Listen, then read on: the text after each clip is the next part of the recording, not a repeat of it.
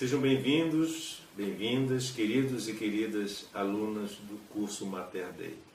Vamos continuar agora com esse quinto vídeo aula, o Pai Nosso, que nós começamos no quarto vídeo. Mas vamos iniciar a nossa aula, como de costume, com a oração, pedindo a Deus que ilumine nossa mente e nosso entendimento para nós aprofundarmos o conhecimento da sua verdade, da sua doutrina. Em nome do Pai, do Filho e do Espírito Santo. Amém. Senhor Deus, fazei que nós, vossos filhos, que buscamos conhecer mais os vossos ensinamentos, cresçamos na nossa fé e no vosso conhecimento, para que possamos adorar-vos e amar-vos como vós mereceis. Por nosso Senhor Jesus Cristo, vosso Filho, na unidade do Espírito Santo. Amém. Em nome do Pai, do Filho e do Espírito Santo. Amém. Então, na última aula, nós estávamos falando sobre o Pai Nosso. Nós fizemos aquela introdução sobre as orações, o que é oração, os tipos de orações, os defeitos de orações, as finalidades da oração, o que é oração, o que é rezar, tudo isso nós vimos, né? Agora nós vamos entrar no assunto propriamente do Pai Nosso, né? Então vamos lá. A oração do Pai Nosso foi ensinada por quem? Pelo próprio nosso Senhor Jesus Cristo. O próprio Deus feito homem, ele nos ensinou a oração do Pai Nosso. E onde nós encontramos a oração do Pai Nosso? Em Mateus, no Evangelho de Mateus, capítulo 6, versículos 9 a 13. E no Evangelho de Lucas, capítulo 11, versículos 2 a 4. E nós encontramos textualmente as palavras que os apóstolos, que os evangelistas nos ensinaram. Pai nosso, que estais nos céus, santificado seja o vosso nome. Venha a nós o vosso reino. Seja feita a vossa vontade, assim na terra como no céu. O pão nosso de cada dia nos dai hoje.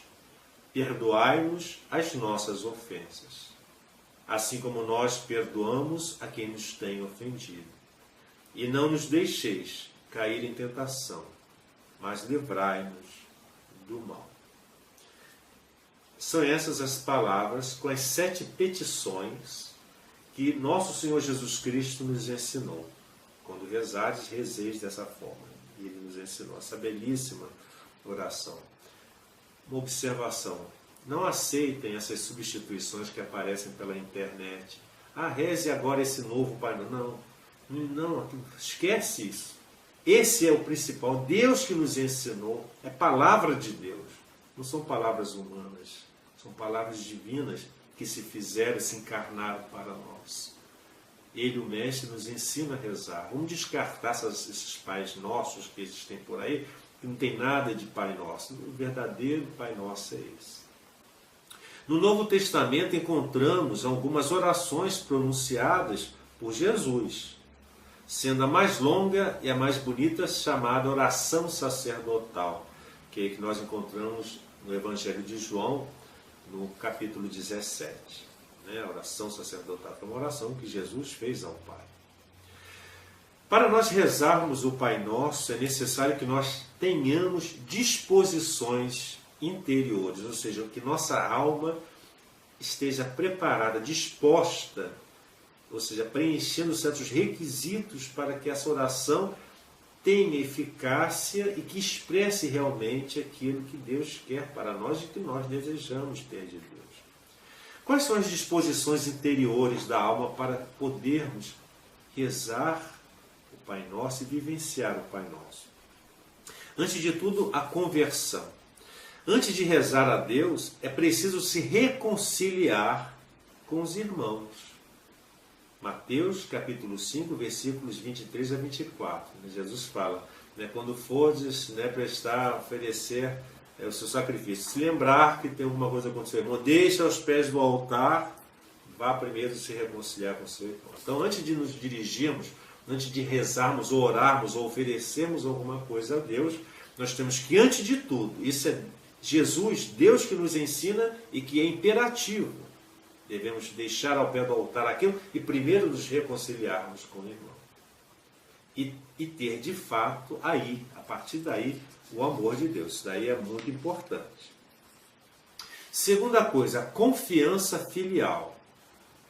Como de um filho para o pai. Por quê? Porque Deus é pai. Nós temos que confiar. Não ver Deus como um padastro, ou ver Deus como um patrão, ou Deus como um feitor, um proprietário. Não. Deus é o nosso pai. Pater. Abba, pai. Vê-lo como nosso Criador. Nós somos filhos. Pelo batismo recebemos o Espírito de adoção, a graça santificante. Ele é o nosso pai. A obediência filial, o que importa é a palavra de Deus, é a vontade de Deus. Cumprir, executar única e exclusivamente a vontade de Deus. Conforme a gente vai progredindo na vida espiritual, o cristão, ele tem que subir certos patamares, ou aquelas moradas, como dizia a Santa Teresa d'Ávila, né? Ou seja, nós devemos crescer. E a nossa oração tem que ir acompanhando esse crescimento.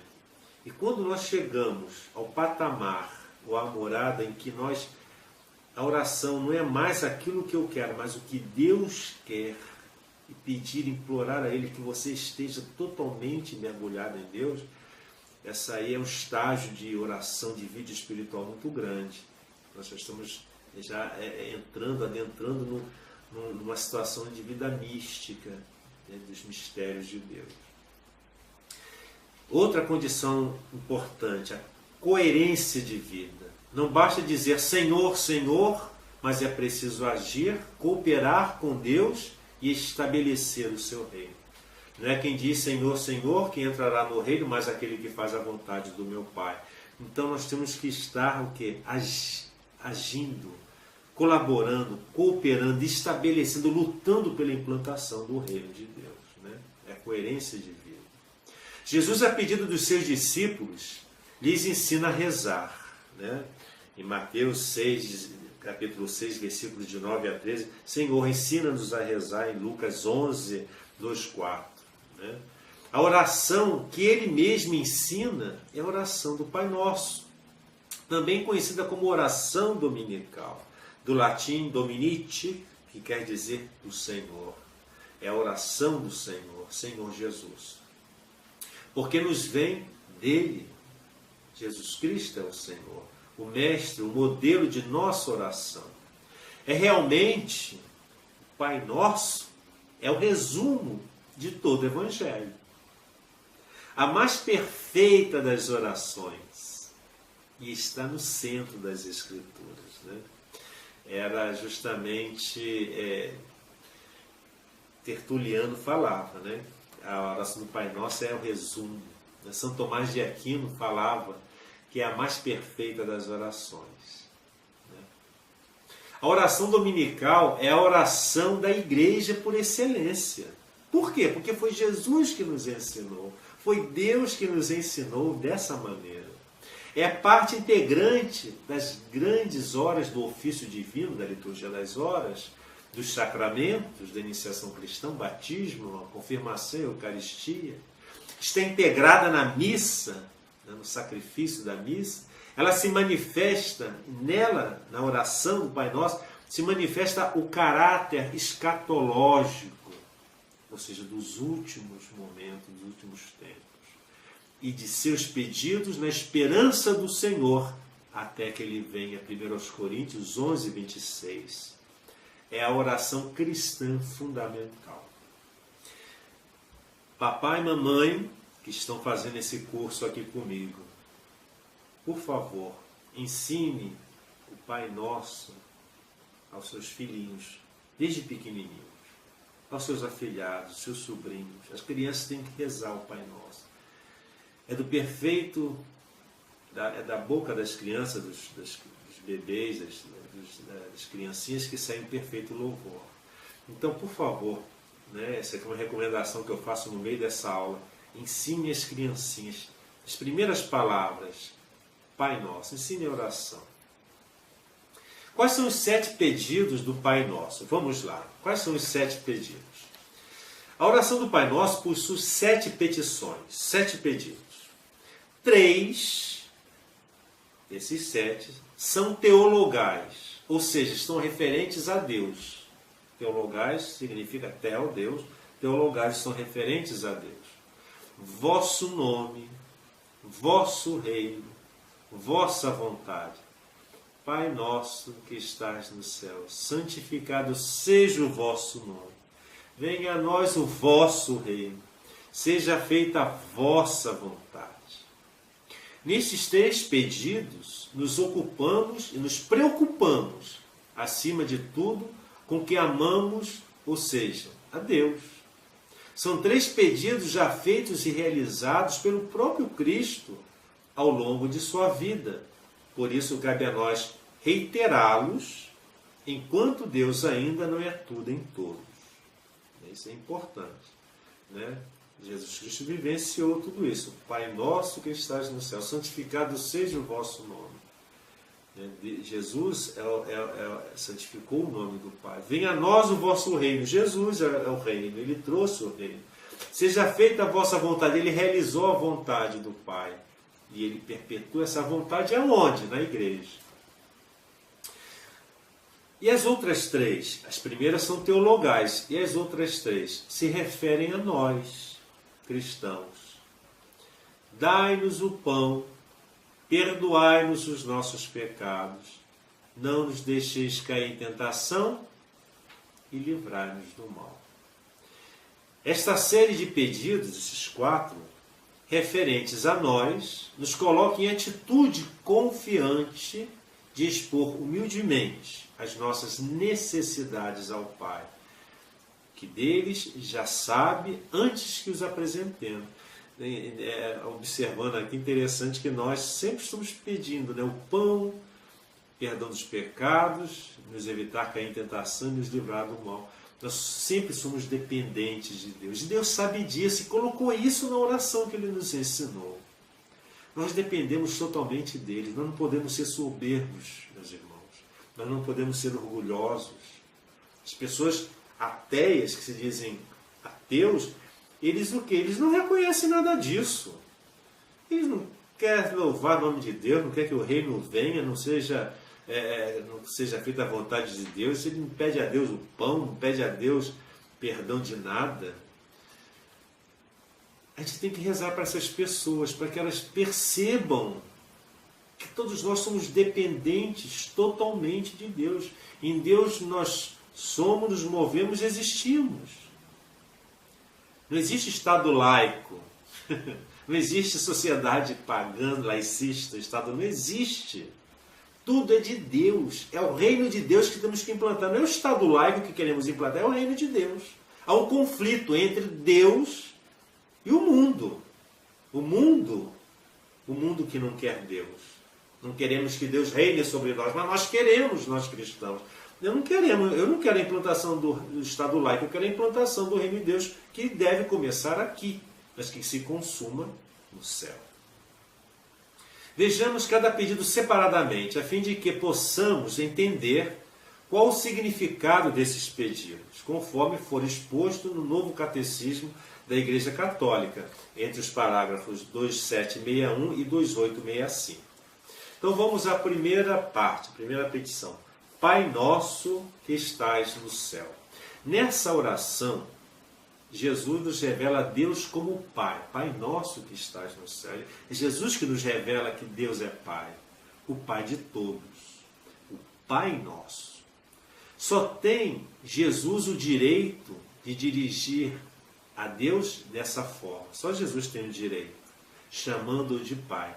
Mas Jesus quis que nós também nos dirigíssemos a Deus desta forma, como filhos e filhas nele, por ele, que é o Filho de Deus.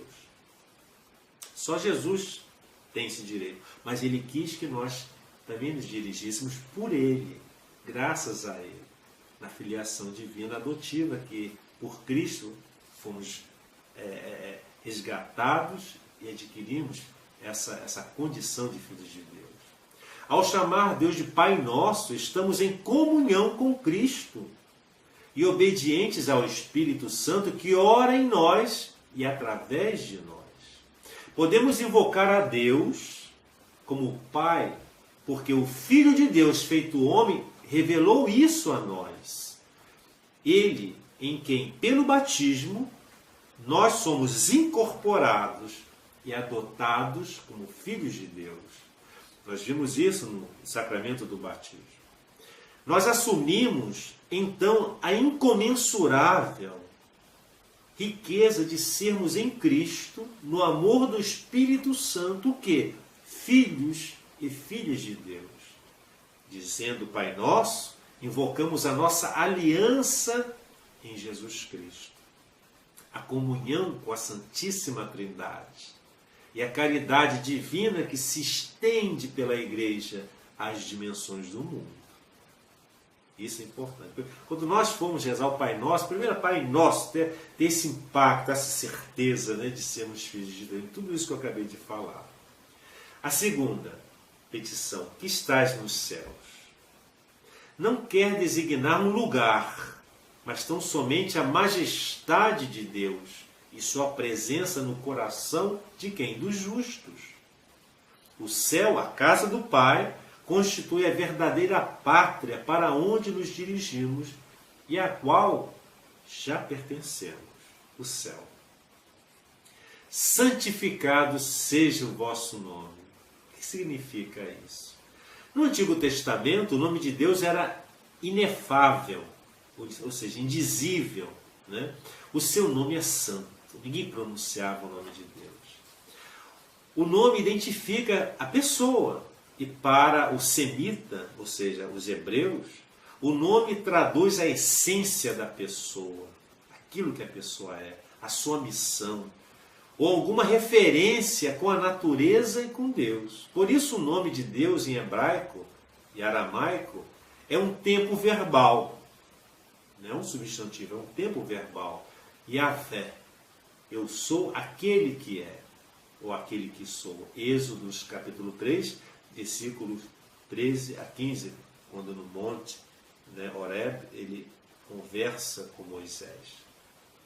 Este primeiro pedido, estamos no plano de Deus, a santificação do seu nome, revelado a Moisés, depois em quem? Na pessoa de Jesus. Por nós e em nós, bem como em toda a nação e em cada ser humano. Deus deve ser santificado em nós. Todos nós devemos ser portadores, cristóforos de Deus. Né? Venha a nós o vosso reino. O que significa isso? Significa que o reino de Deus, veja bem, é justiça, paz e alegria no Espírito Santo. Carta aos Romanos, capítulo 24, versículo 17. Né? O reino de Deus é justiça. Justiça aqui no sentido de santidade. Você lembra quando nós estudamos no batismo, que é justificação, é sair do estado de pecado para o estado de graça. Isso é justificar. Então, quando fala em justiça, é santidade. Então, o reino de Deus é justiça, santidade, paz, a paz de Deus. Né?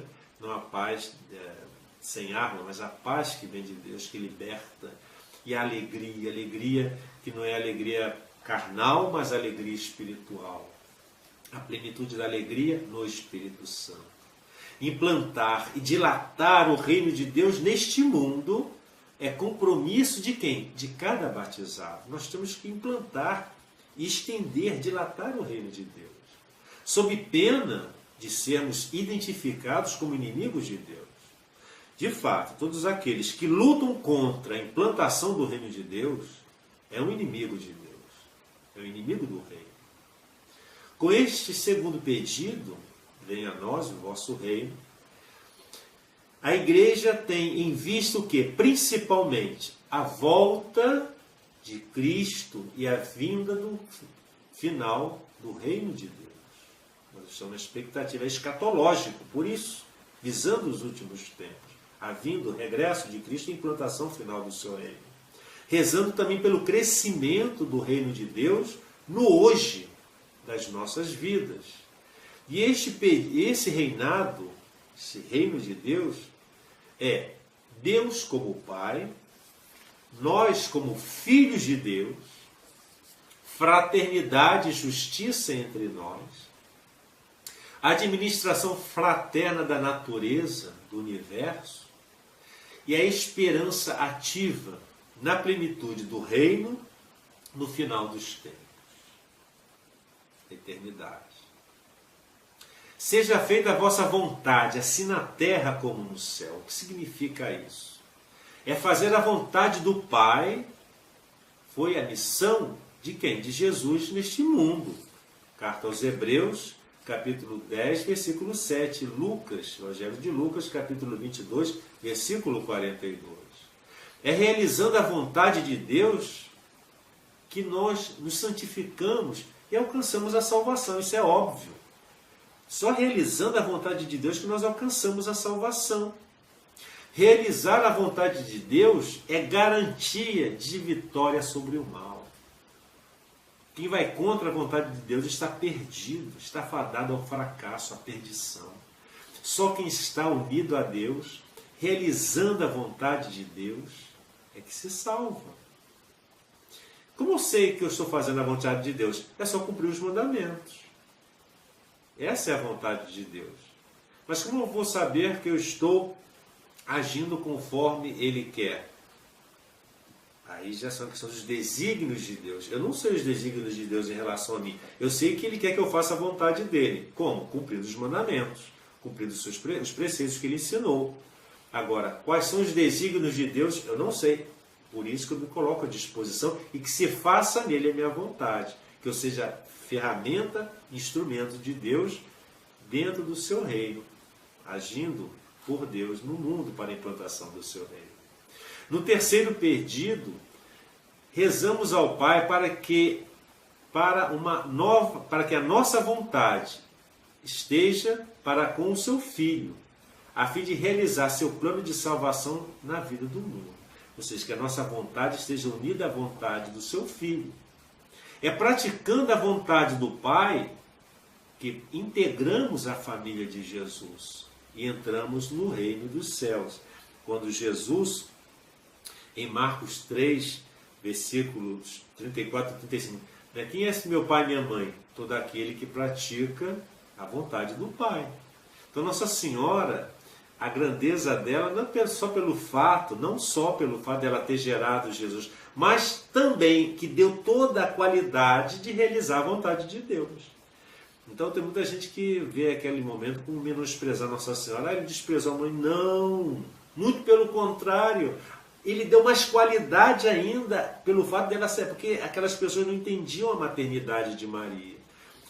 Ele deu qualidade à maternidade dela naquele momento. Não, ela é minha mãe porque ela fez a vontade de Deus, a vontade do Pai. Por isso que ela é mãe. Então todo aquele que fizer a vontade de Deus é meu irmão, meu pai, é minha mãe. Principalmente Maria. O pão nosso de cada dia nos dai hoje. O que significa isso? O pão, vejam bem, é o símbolo de quê? Da vida.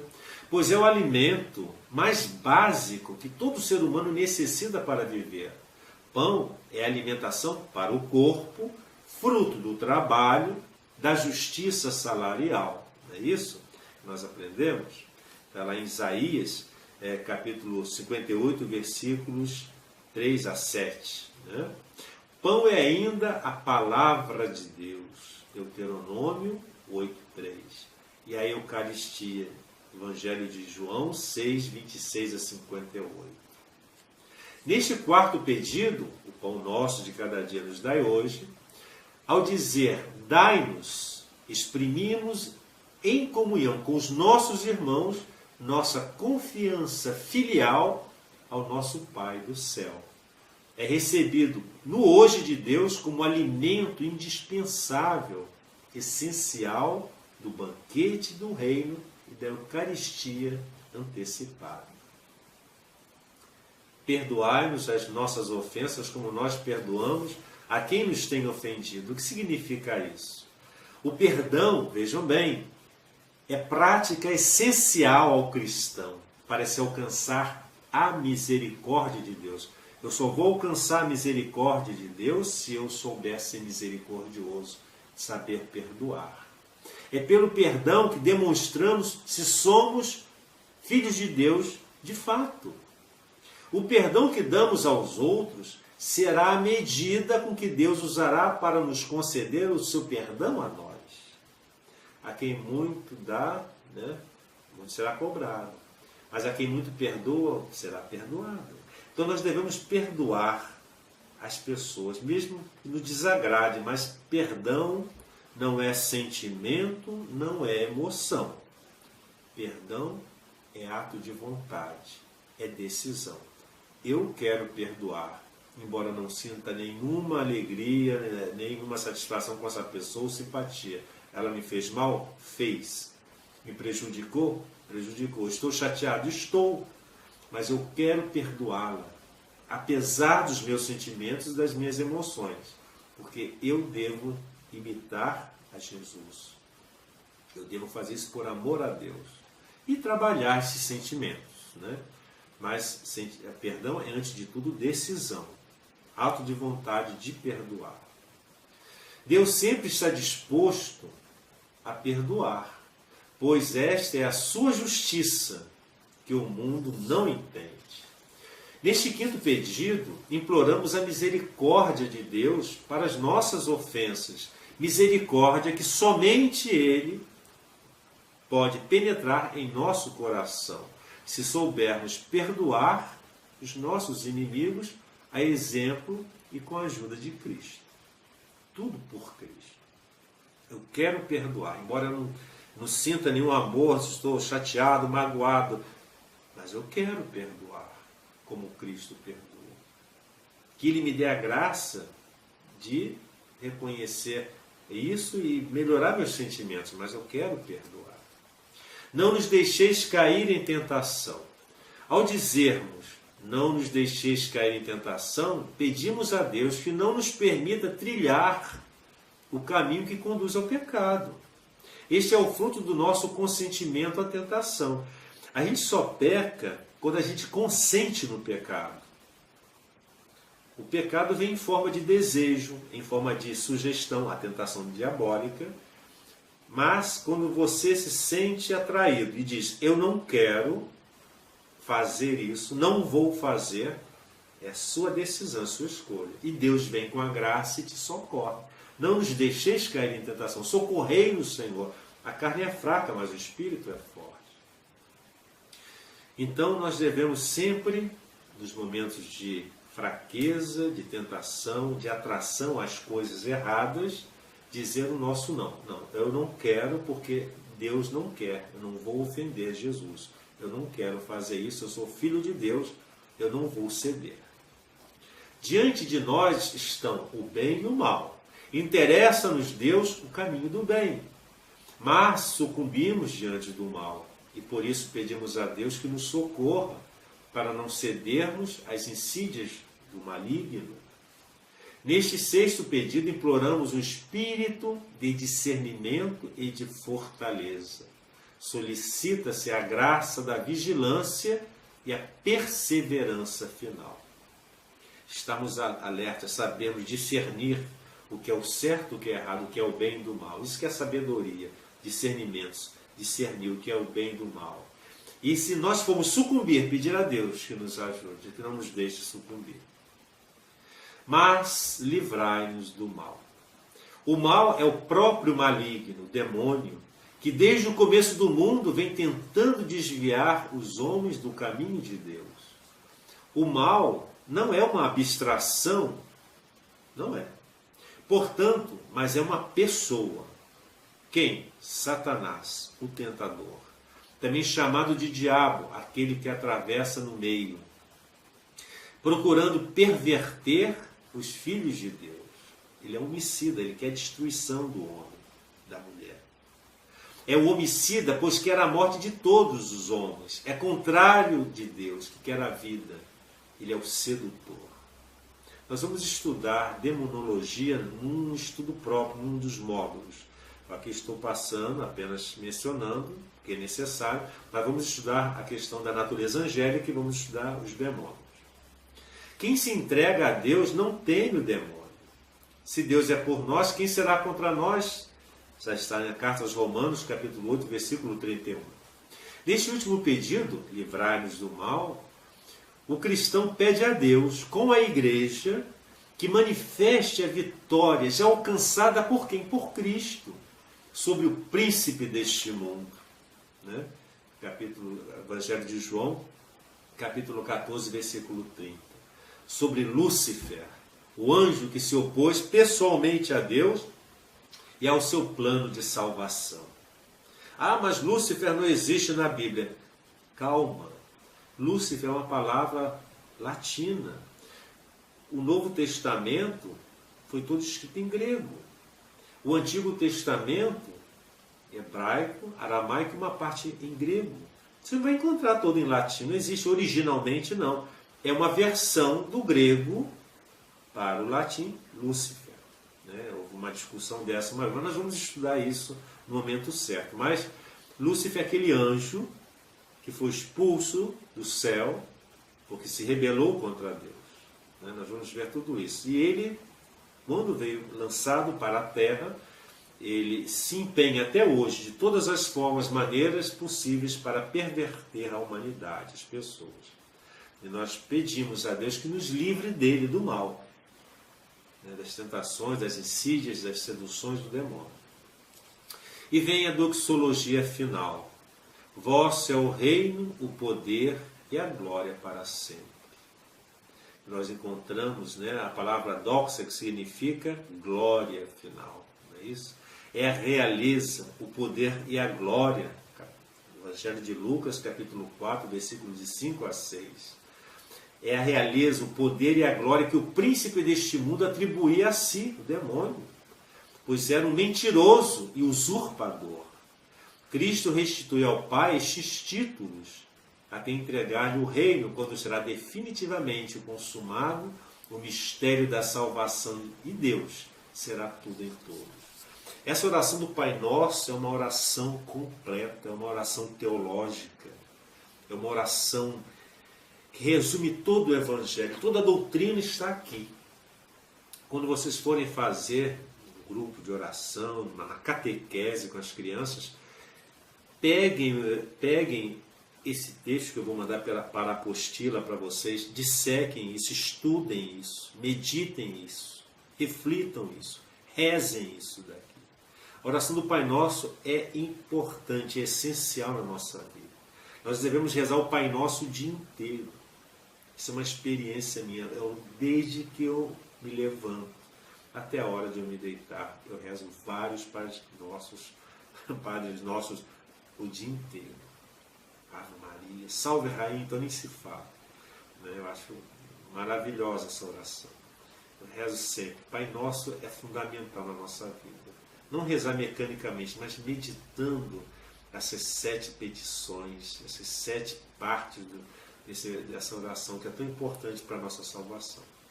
Então vamos agradecer a Deus, e assim eu concluo essa parte de oração do Pai Nosso, né? E nos próximos vídeos, né, que nós vamos estudar, eu vou falar sobre, no próximo vídeo, a liturgia das horas, que é a 6ª aula. Que o Senhor nos abençoe, guarde-nos de todo mal e nos conduza à vida eterna.